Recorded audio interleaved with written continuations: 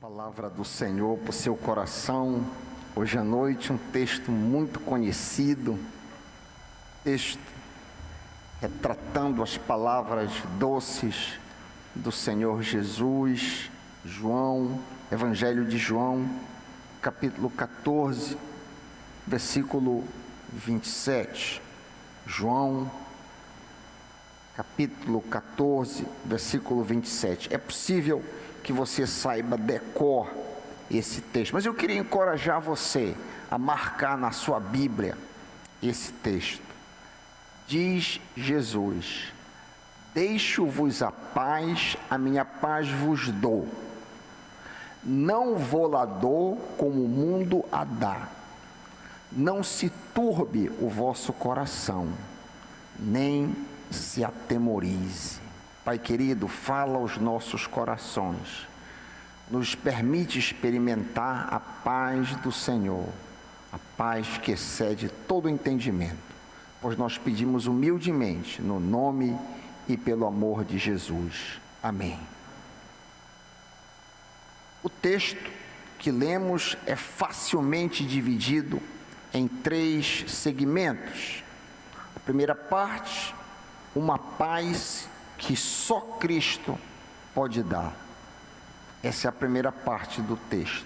A segunda parte, uma paz diferente que o mundo não pode dar. E a terceira parte, há um papel que nós precisamos desempenhar para que a gente mantenha essa paz. Nós temos uma função, nós temos um papel a desempenhar para que a gente mantenha a paz do Senhor nos nossos corações. Esses 3 pontos nortearão a nossa reflexão hoje à noite. O primeiro ponto, então, há uma paz que só Cristo pode dar. O texto apresenta uma paz que é propriedade de Jesus. Jesus é anunciado como dono desta paz. Daí a ênfase no possessivo: deixo-vos a minha paz. A paz é de Jesus. A paz aqui mencionada não é posse de Buda, não é posse de Maomé, não é posse de Confúcio, não é posse de nenhum dos profetas do Antigo Testamento, de Isaías, de Jeremias, não é posse de nenhum apóstolo, não é posse de nenhum filósofo, não. A posse dessa paz é de Jesus, é a minha paz, disse Jesus. Tampouco a paz aqui se refere a alguma filosofia, alguma religião, não se refere a uma teoria, nem a uma denominação. A paz aqui descrita, ela está encarnada numa pessoa, a saber, Jesus Cristo. Jesus promete dar e não vender essa paz. Algumas igrejas vendem a paz do Senhor através de diversas formas e maneiras, mas isso é falso. Jesus promete dar: a minha paz vos dou. A quem Jesus promete dar esta paz? Quem são os candidatos desta paz? Olha o contexto, tu lestes o versículo 27, bate o olho em cima um pouquinho, no versículo 23, que tu vais ver quem são as pessoas eleitas para receberem essa paz. 14, 23, o contexto: se alguém me ama, guardará ou obedecerá a minha palavra, e meu Pai o amará, e viremos para ele e faremos nele morada. Somente o discípulo é que guarda, que obedece a palavra do Senhor, e eles são os candidatos a receberem essa paz. A eles, ao discípulo, a quem ama, a quem ouve a Jesus, é dado a paz. E por que é necessária essa paz? 3 razões aqui, 3 subpontos do primeiro ponto, 3 motivos são nos apresentados porque é necessário termos essa paz? Em primeiro lugar, o homem por natureza está em guerra com Deus. Em segundo lugar, em guerra consigo mesmo. E em terceiro lugar, em guerra com seu semelhante. Noutras palavras, todos nós precisamos de paz com Deus, paz dentro de nós mesmos e paz com o próximo. É muito fácil mostrar que o homem está em guerra com Deus. Lemos em Romanos 8, 7, as seguintes palavras. Romanos 8, 7. Lemos ali Paulo dizendo: a mentalidade ou o pendor da carne é inimiga de Deus, porque não se submete à lei de Deus, nem mesmo pode fazê-lo. Então, nós somos inimigos de Deus por natureza, estamos em pé de guerra com Deus e precisamos de paz. Como pecadores e inimigos de Deus, nós estamos debaixo de um conflito, debaixo da ira de Deus, como lemos em Efésios 2, de 1 a 3. Efésios 2, de 1 a 3. Palavras de Paulo clássicas. Deus nos deu vida, estando nós mortos em nossos delitos e pecados, nos quais andamos outrora, segundo o curso deste mundo, segundo o príncipe da potestade do ar, do espírito que agora atua nos filhos da desobediência, entre os quais todos nós andamos, não há exceção, todos andamos, segundo as inclinações da nossa carne, fazendo a vontade da carne e dos pensamentos, e éramos consequentemente por natureza filhos da ira. Isso mostra que nós somos inimigos de Deus por natureza e precisamos de paz com Ele. Como inimigos, que disse somos todos nós precisamos de um mediador, de um intermediário. E este foi o papel de Jesus, como lemos em 1 de Timóteo 2, 5 e 6. Há um só mediador, um só Deus, e um só mediador entre Deus e os homens, Jesus Cristo, homem, o qual se entregou a si mesmo como resgate por todos. Vemos assim que Jesus é aquele que estabelece, que media, que intermedia Deus e a humanidade como pacificador. Jesus é a nossa paz. Só Jesus nos reconcilia com o Pai. Ele dá a paz entre Deus e o homem.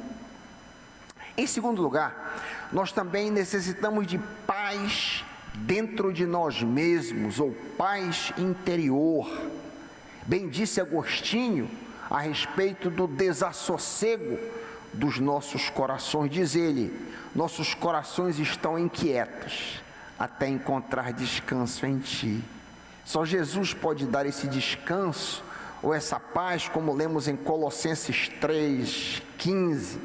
Colossenses 3,15, que a paz de Cristo seja o juiz, o árbitro no teu coração, visto que tu fostes chamados a viver em paz, como membros de um só corpo. Essa paz interior, paz no coração, é exclusiva daqueles que confiam em Jesus. Por sinal, Paulo diz que a paz que recebemos é tão imensa que ela excede qualquer compreensão, como lemos em Filipenses 4:7. A paz de Deus, que excede todo entendimento, guardará os nossos corações e os nossos pensamentos em Cristo Jesus.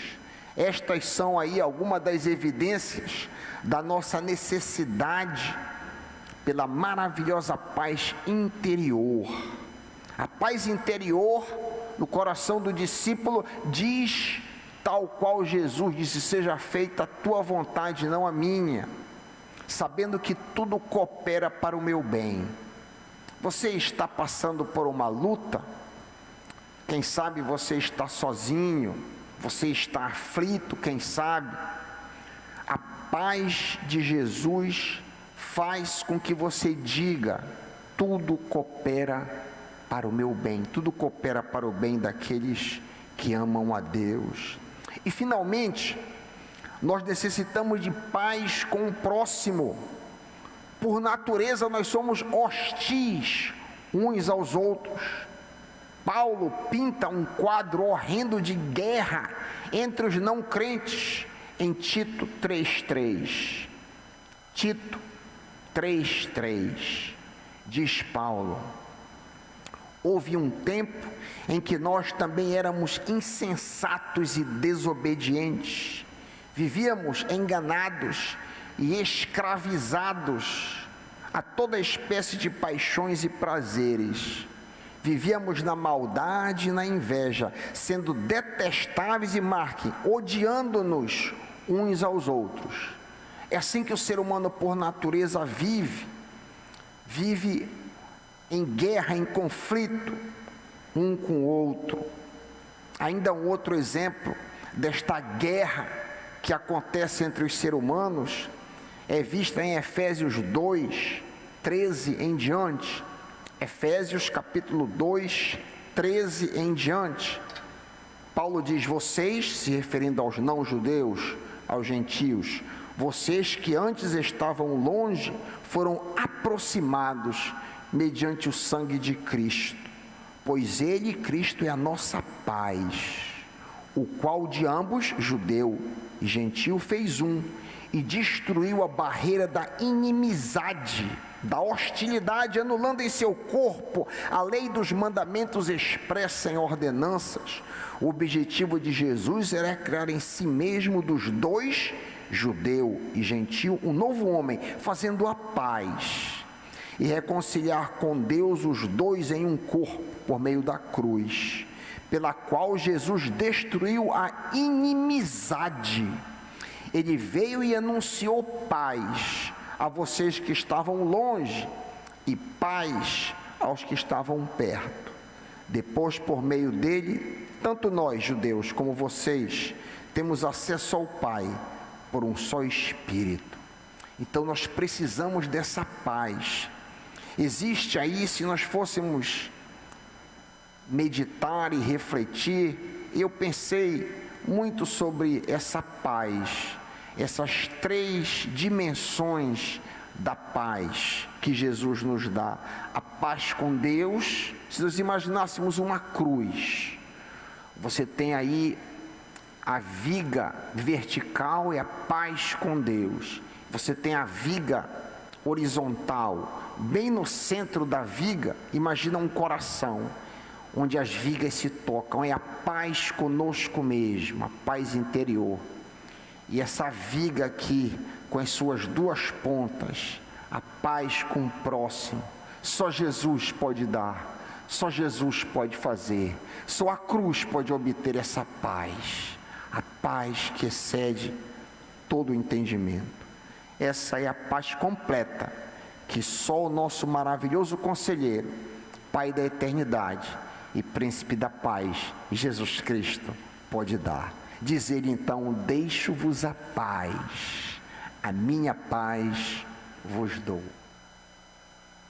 Em segundo lugar, a paz de Jesus é diferente da paz que o mundo oferece.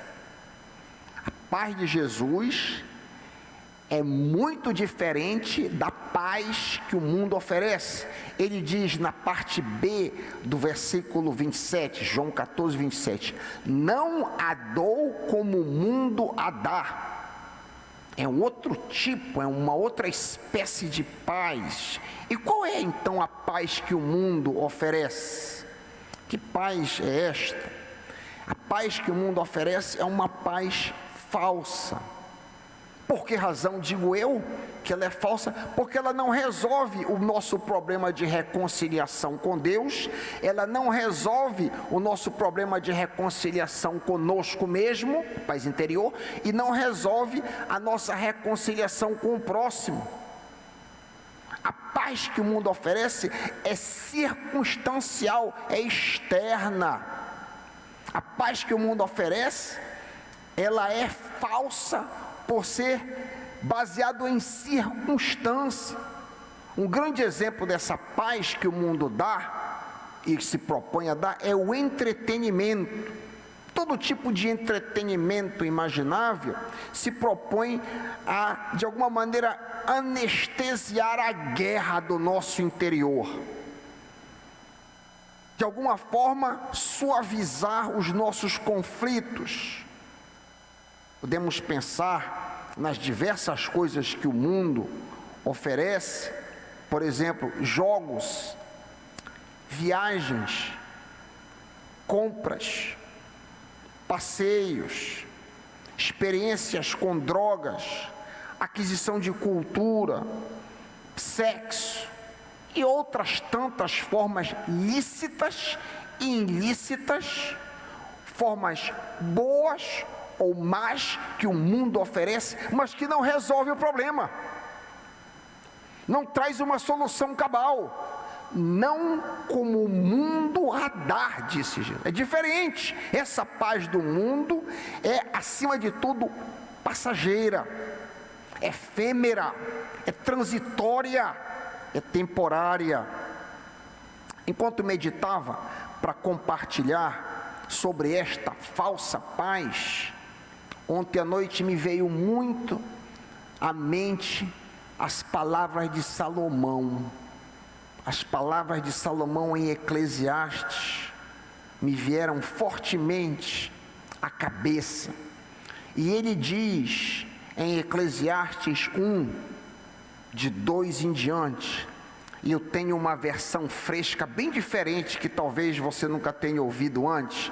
Geralmente a gente ouve, tudo é vaidade, mas essa versão é, nada faz sentido, de Salomão, nada faz o menor sentido. Ao invés de tudo é vaidade. O que as pessoas ganham com todo o seu árduo trabalho debaixo do sol? Pergunta o sábio. Gerações vêm e gerações vão, mas a terra permanece a mesma. O sol nasce, o sol se põe e logo retorna ao seu lugar para nascer outra vez. Falando de uma ciclicalidade enfadonha.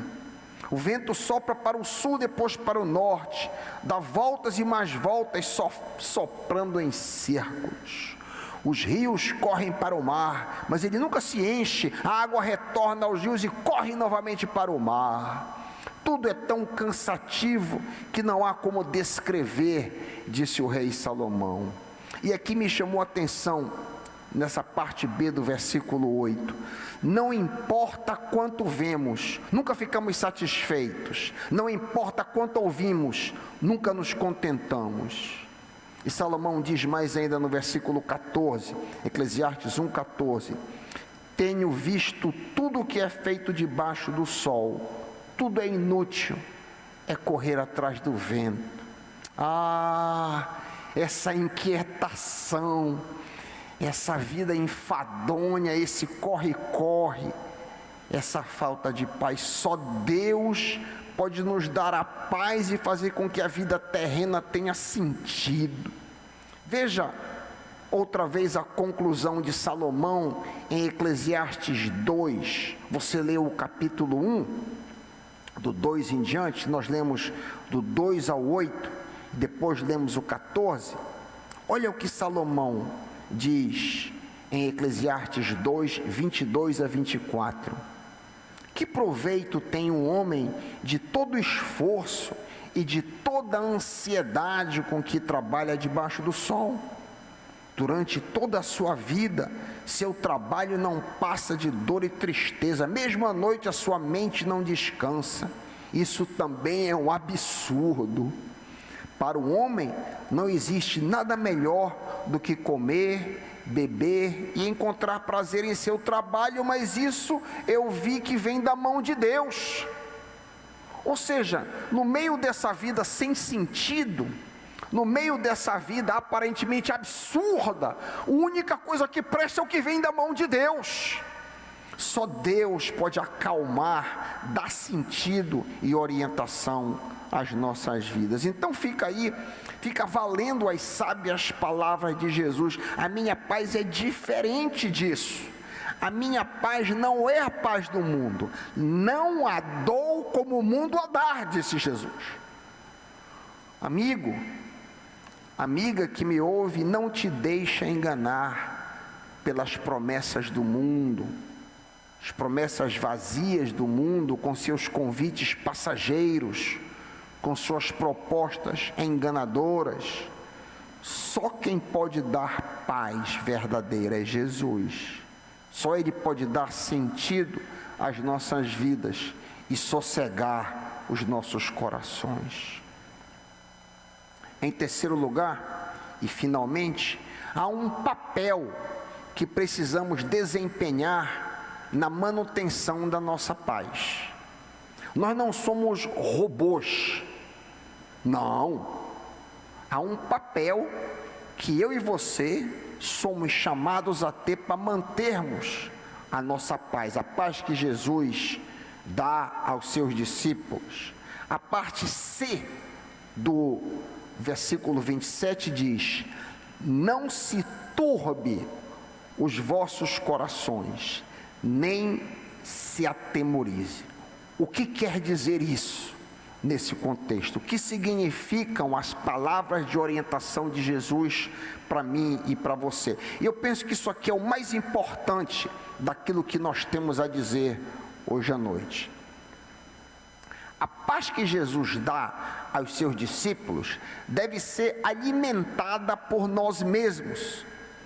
Preste atenção, se você não prestou atenção até aqui, preste muita atenção agora. Nós não devemos encher os nossos corações de perturbação com notícias ruins. Nós não devemos encher os nossos pensamentos com coisas negativas.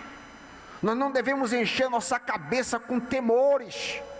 Nós não devemos encher nossa alma de ansiedade.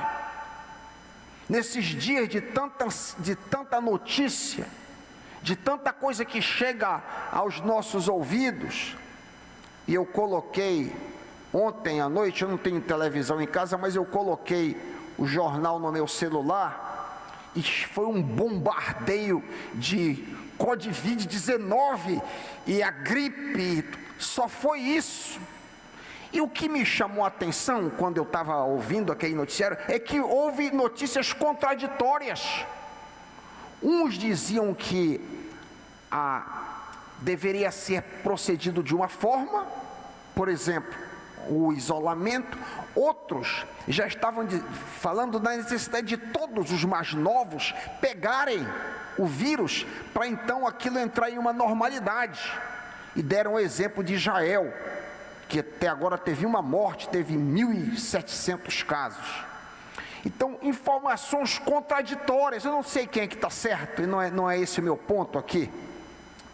Isso não interessa. O que interessa para nós é que nós devemos ter cuidado ao enchermos a nossa mente de informação que tira a nossa paz, perturba a nossa paz. Nós temos um papel a desempenhar na manutenção da nossa paz. Jesus diz: não se perturbem os seus corações. Jesus diz isso. Não encha a cabeça, não perturba o teu coração. Nem tenham medo. Ao invés de nós ficarmos o dia inteiro enchendo a nossa mente nesses dias de informações que por vezes nos deixam inseguros e tristes, nós devemos encher os nossos lares com louvor e adoração. Amém, querido? Você que me ouve em casa, minha esposa estava fazendo uma faxina lá em casa, e nós resgatamos um woofer grande, e ela ligou pelo Bluetooth, ela ligou no woofer, e o pau quebrou, foi uma benção.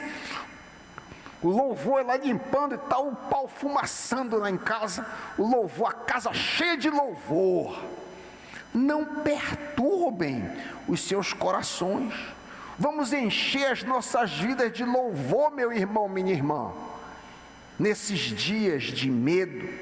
E por sinal, por falar em medo, Jesus diz: nem tenham medo. A tradução mais tradicional, não se atemorize, é a mesma coisa. Não é para você ficar com medo. O filho de Deus, a filha de Deus, o discípulo de Jesus, é para andar com a cabeça erguida. Se vivemos, para o Senhor vivemos. Se morremos, para o Senhor morremos. Quer vivamos, quer morramos, nós somos do Senhor.